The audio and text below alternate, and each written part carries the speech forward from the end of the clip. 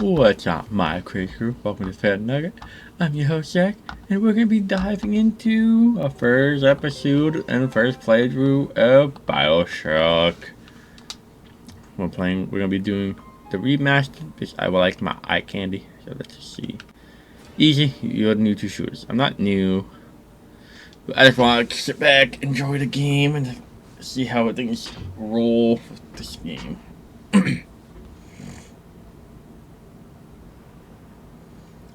Out 9 of 10 ladies preferred athletic man advertisements. Yep, this is a game of its time. I'm sorry about the Windows activation thing. I'm just too lazy to want to put a Windows key in. They told me. 1960 Mid-Atlantic. Son, you're special. You were born to do great things. Ah, they've been telling me that for a long time. They were right. I don't think they meant the good special though.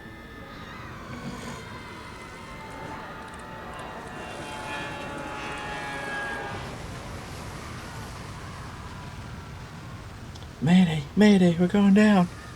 Call for help, Governor.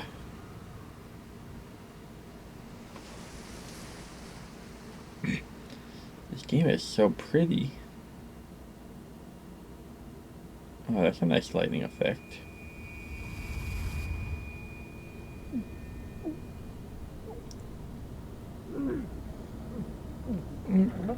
I can't swim, help. I can only doggy paddle, this is too deep for me.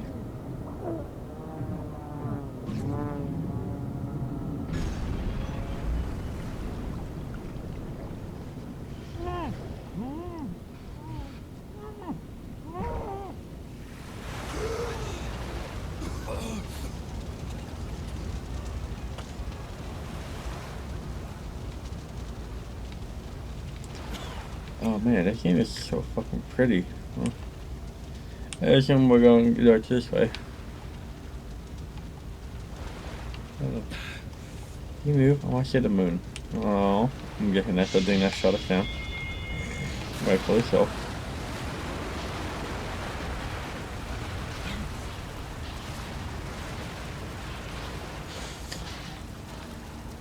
Yep, well that's the thing shooting fireballs.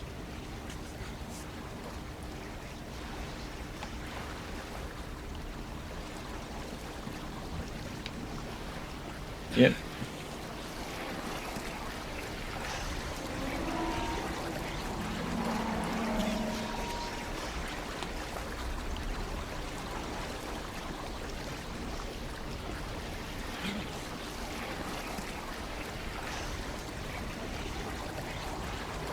I just want to see if it's actually going to sink all the way.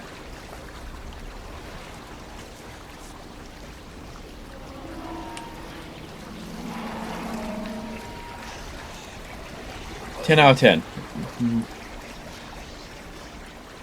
Best game ever. It actually lets you watch it fully sink. It's just not plunk out of existence. It's actually sinking, which is cool.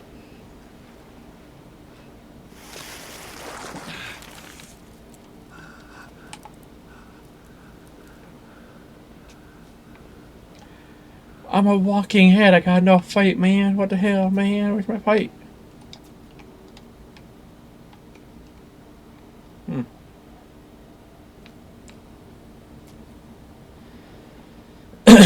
Well, yes, I'm in the middle of the ocean by this lighthouse. What could go fucking wrong?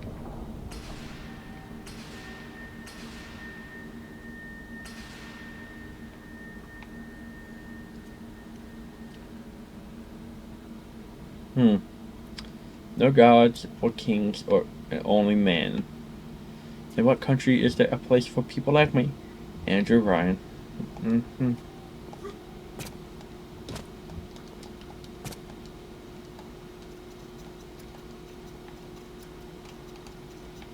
Please hold. Oh, okay. Yeah.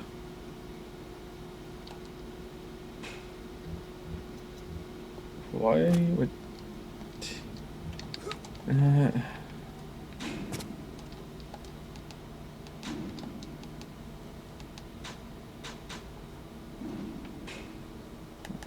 That's a little bit laggy, isn't it? Okay, okay.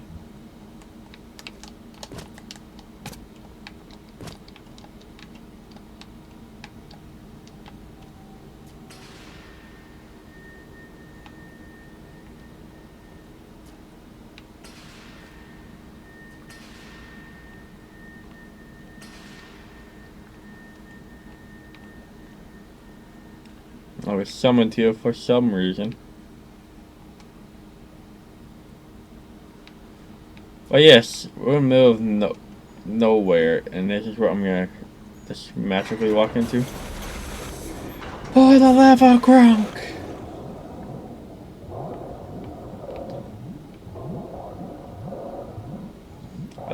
I like this. I just like how I knew how to do with this. 10 fathoms. Ah, no. Blur it, Sage. Blur it. 18 fathoms.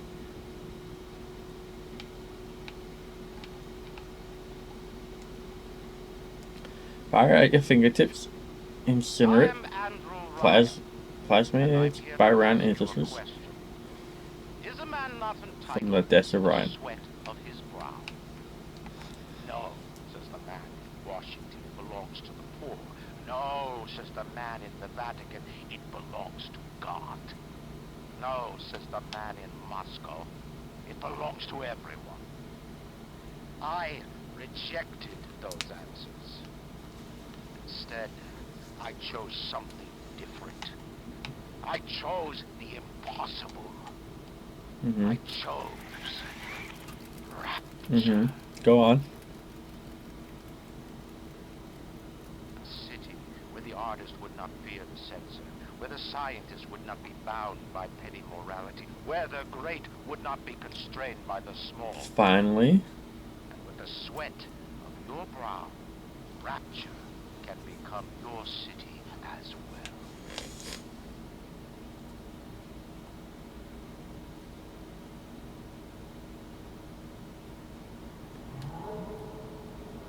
Oh, so pretty.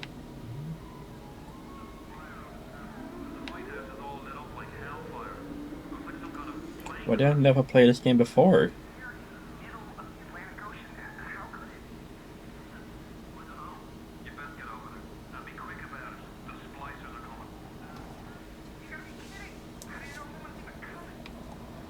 All good things of this earth flow into the city.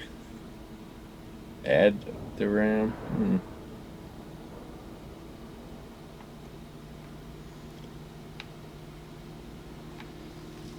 This game's actually really cool. Map, goals, jump, ammo selection, reload. Okay. Welcome to Rapture.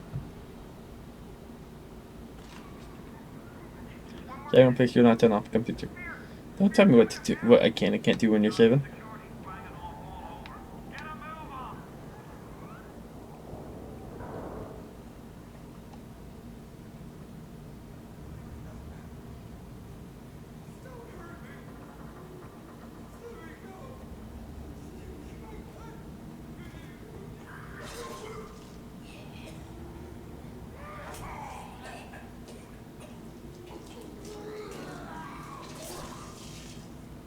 Interesting. Alright, I feel like we're next.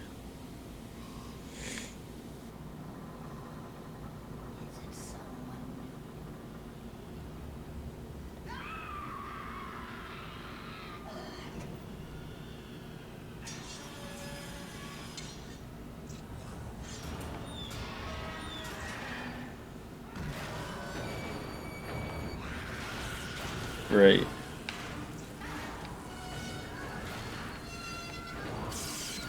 Getting attacked by a deranged lunatic already.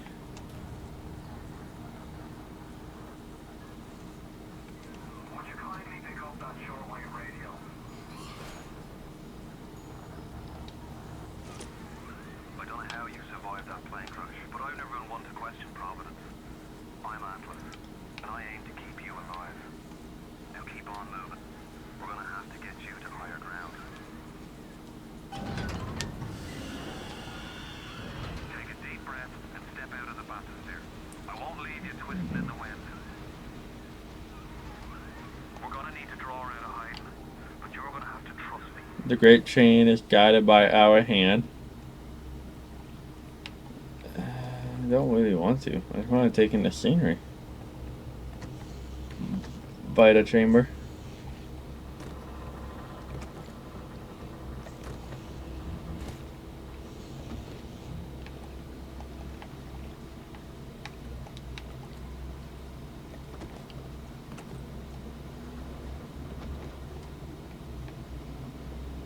After that, we're not your property. Ryan does not own us. Okay, well, I get the idea. I just gotta make progress. Just a bit further. How do you like that, mister?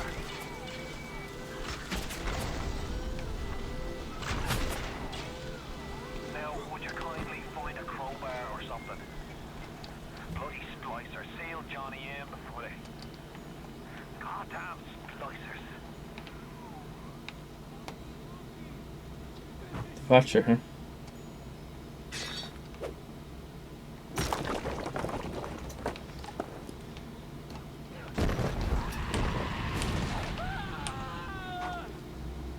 I didn't touch her!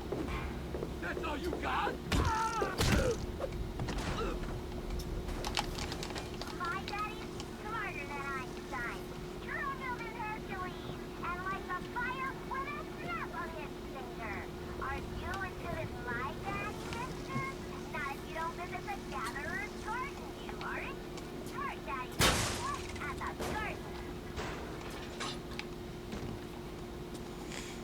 garden. Plasmids, huh? Open plasmids.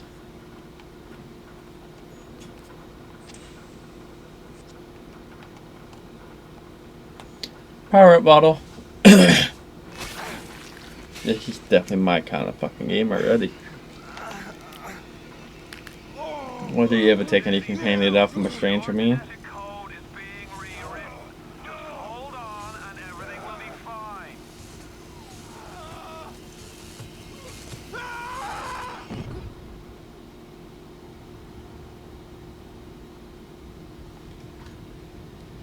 Not dead yet, so we're doing good. This little fish looks like he just had his cherry popped. Wonder if he's still got some atom.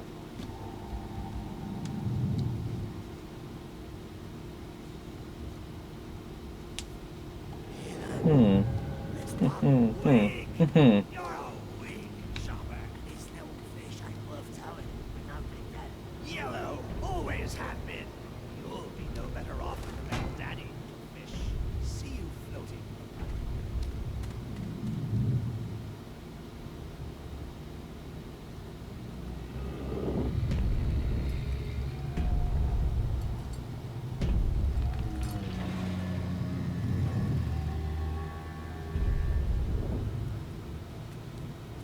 Look, Mr. Bubbles, it's an angel. I can see light coming from his belly. Oh boy. He's still breathing. It's all right. I know he'll be an angel soon.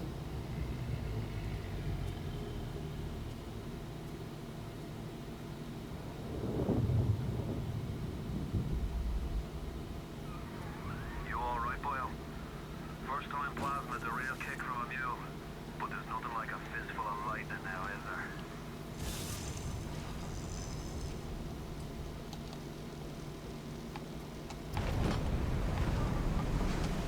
It's ugly.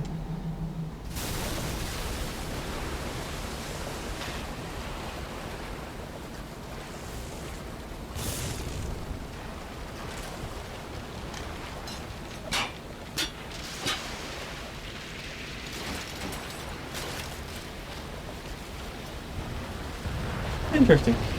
Yeah, this thing has a nice creep factor to it. And someone pissed these people off.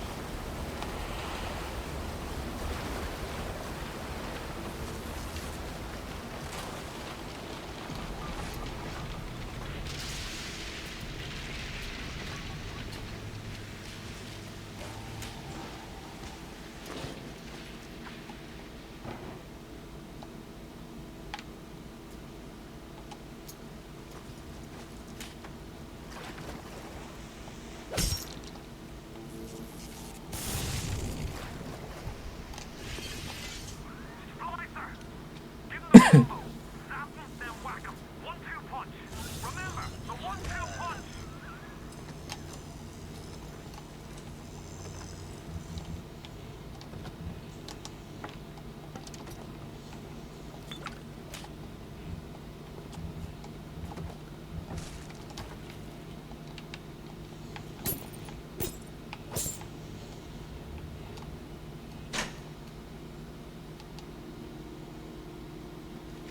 If you're killed by hostile agents, the Rapture will be revived. You will be revived. Live and whole at the last vital chamber you pass. Some of your health will be restored, and you will always have at least a small amount of EV. Other chains work automatically. There's no need to activate them. Check.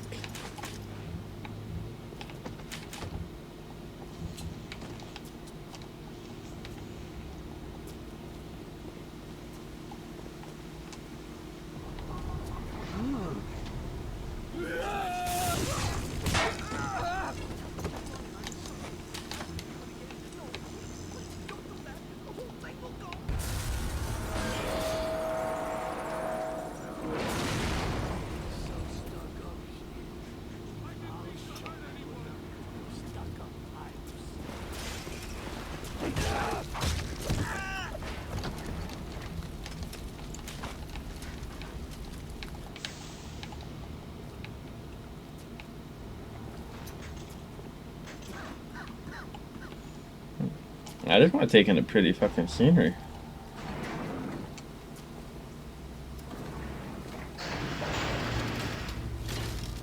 Oh, only one way up.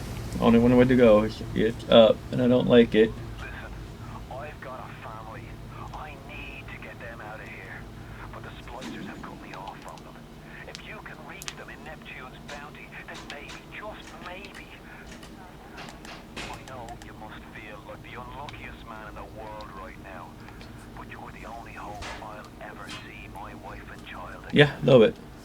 Go to Neptune's bounty. Find my family, please.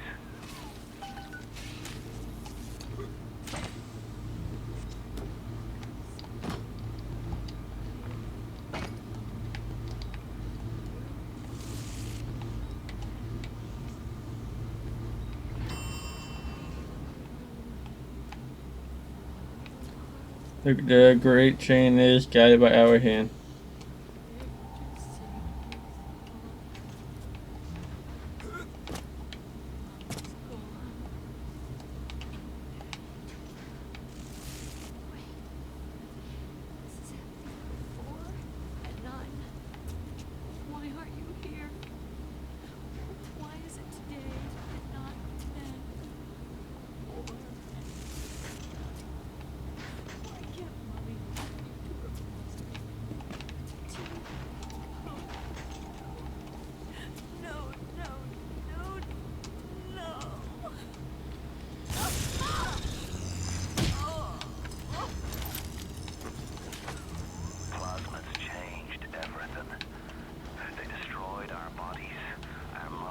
Well, I don't mind if I do.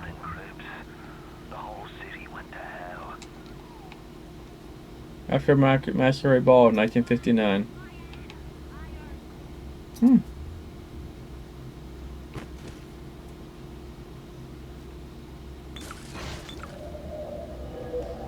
You say shit?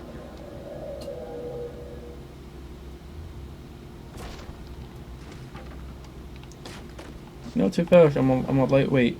Don't drink.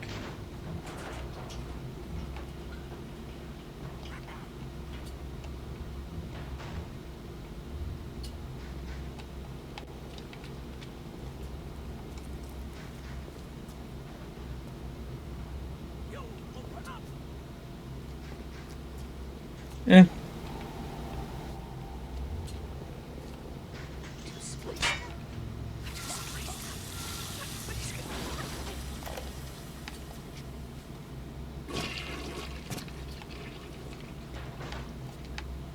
I'm not a bad person.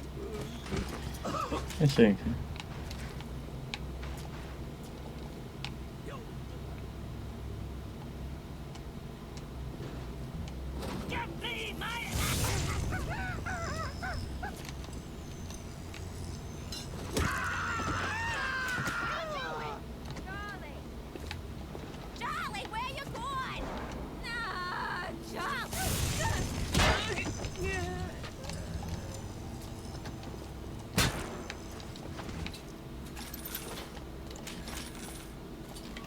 I'm not really trying to get that man.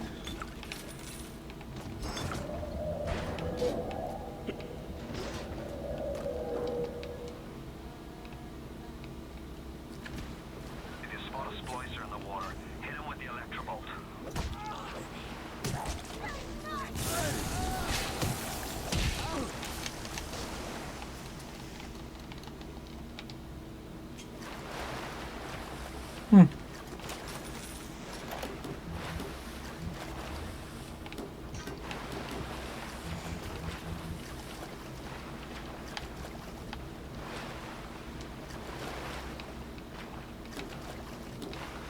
I'm liking this game. I don't know why I've never played it up until now, though.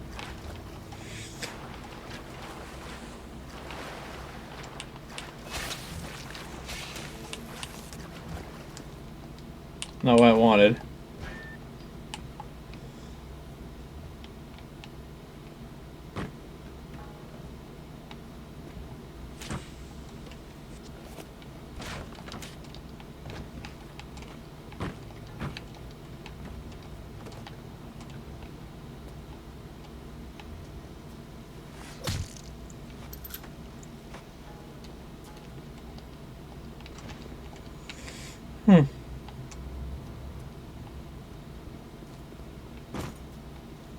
Actually, I can probably go 2 different ways. I can go from up. You'll have to fight me!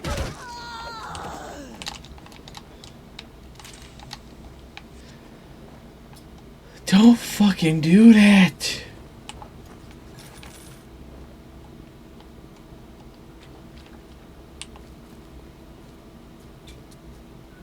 Don't fucking sneak up behind me like that. It's not fucking nice.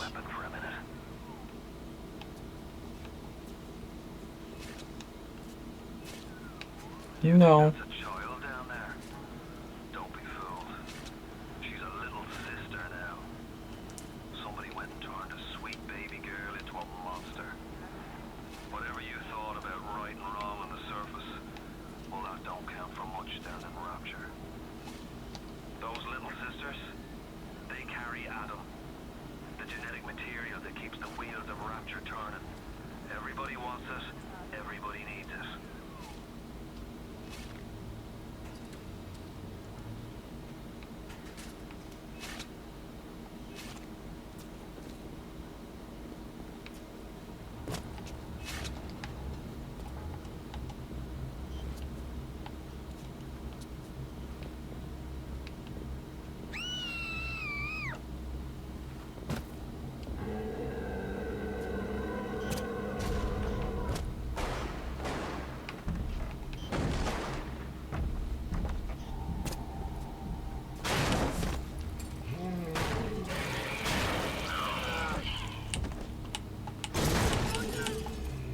Huh. Interesting. That's the big daddy. She got his Adam. He keeps her safe.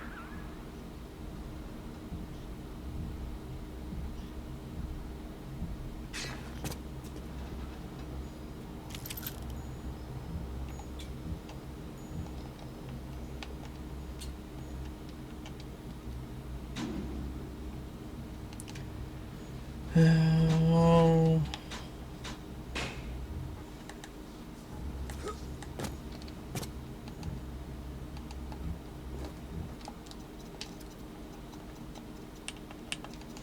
Where's my controls to open up my inventory? Help go accept.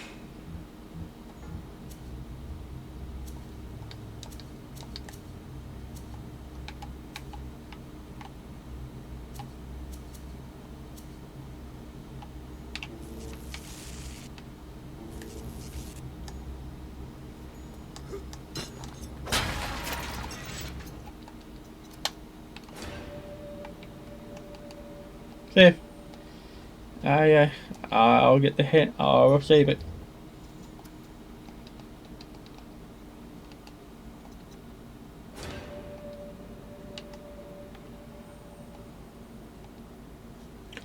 Yeah, we got a double and triple save. It's just like you don't die.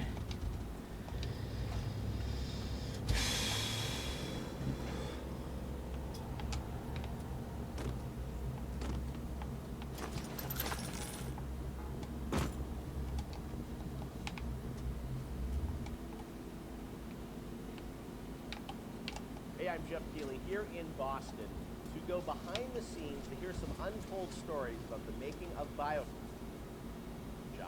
with Ken Levine and Sean Robertson.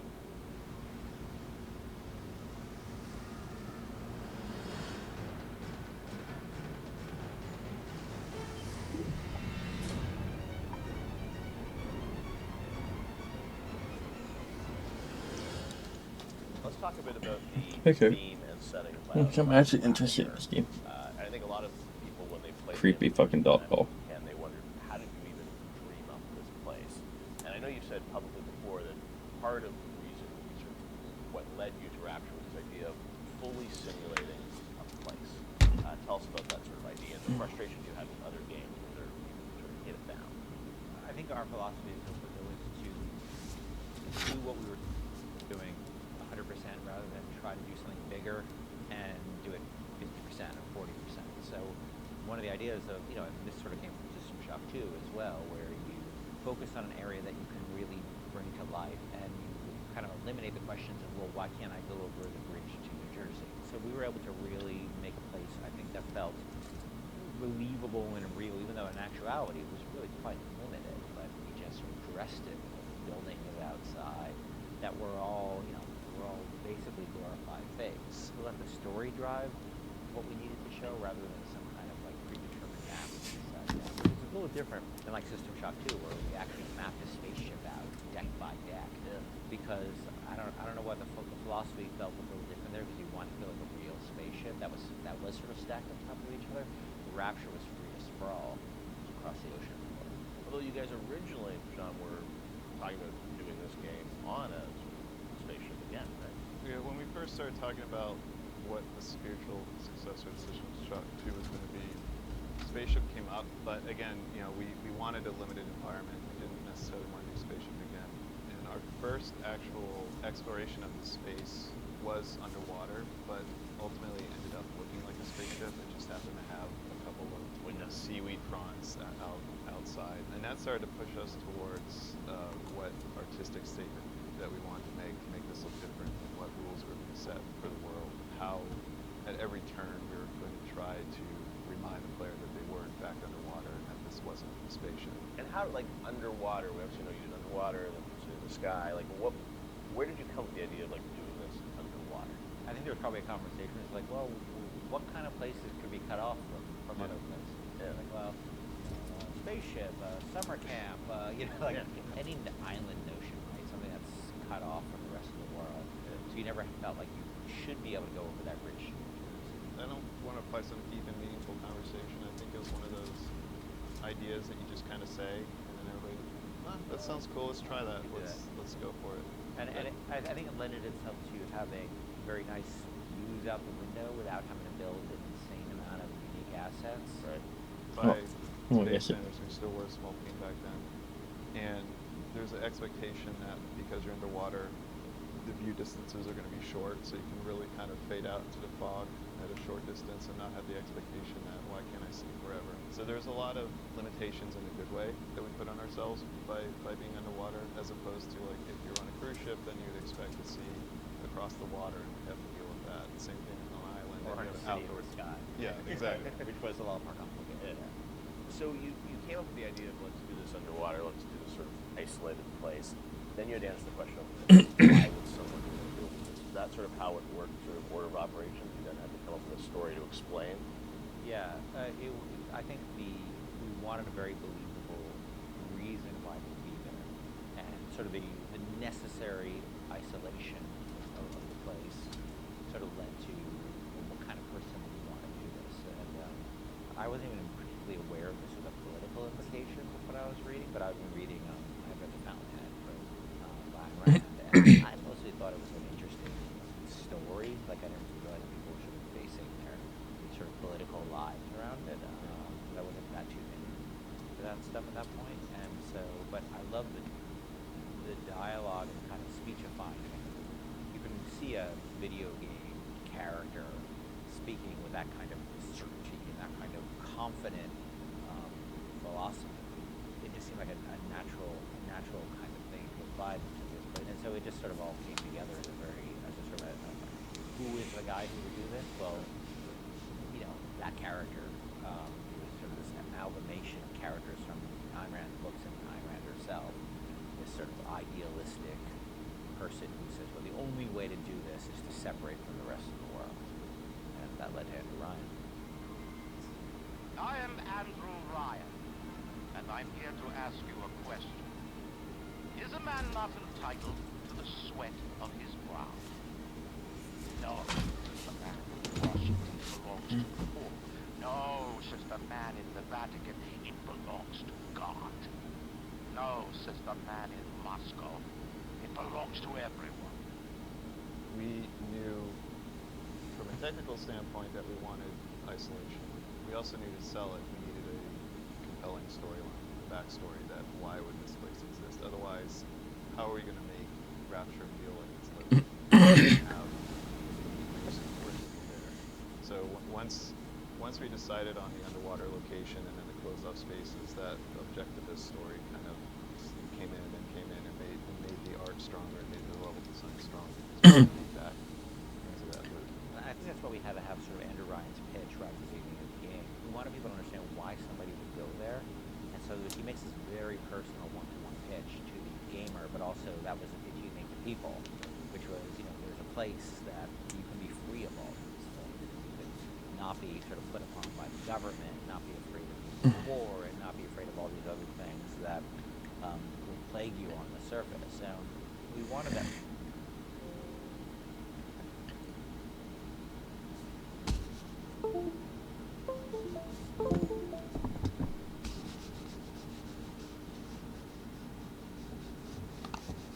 Sort of resonate, at least. Don't break my immersion. Windows. Leave me the fuck alone. Otherwise, by the time you got there, you'd be like, well, this place is fantasy.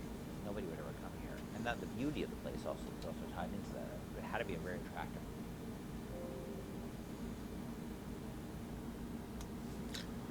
Fucking god.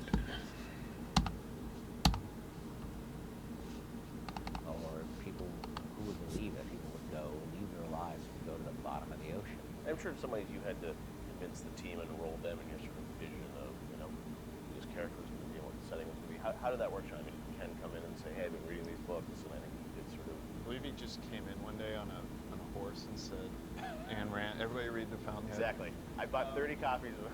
Yeah, I think, Here's a 2,000-page book or something. Yeah. Go read it. It really is more organic. Like I said, we knew that we had this location, and you struggle to fill it with stories, and you struggle to find meaning of why does this place exist? What's my motivation? And as Ken started to explore Ayn Rand a little more and started talking to us about it, and we were having that conversation, and it's like, oh, this could totally work. Like, this is exciting. Like, this is something that really hasn't been done in a video game before. And if we had flipped it and come up with the idea first before the location, I don't think we would have really been that excited about it. But we had a location, and now we're trying to fill it with that story. And because of the order of operation there, you start to get excited. Like, oh, I can totally make this work. This is going to really make it feel like I'm living in space. As you think of sort of the setting and the characters, was there a moment that you think back, like, oh, like right then and there, like I got excited and attached to the Ayn For Rand me, stuff it was to going to Rockefeller Center and seeing the visual. So I told this story before, but my wife and I were in New York and went to Rockefeller Center, which was, if you go to Rockefeller Center, it basically looks exactly.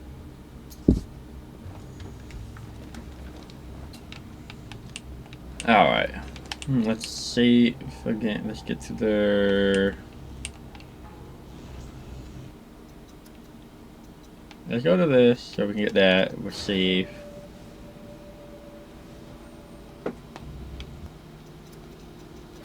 Saving. Place alt. Alright, and then save again.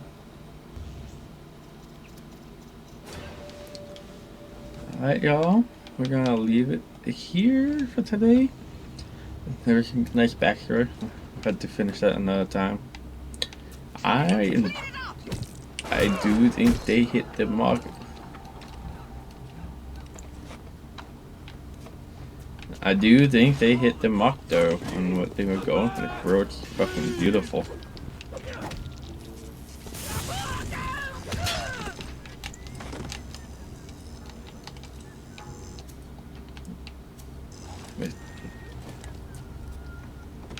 map design in this game is fucking gorgeous for how, you know, how tight and small and claustrophobic it is. Fucking pretty game.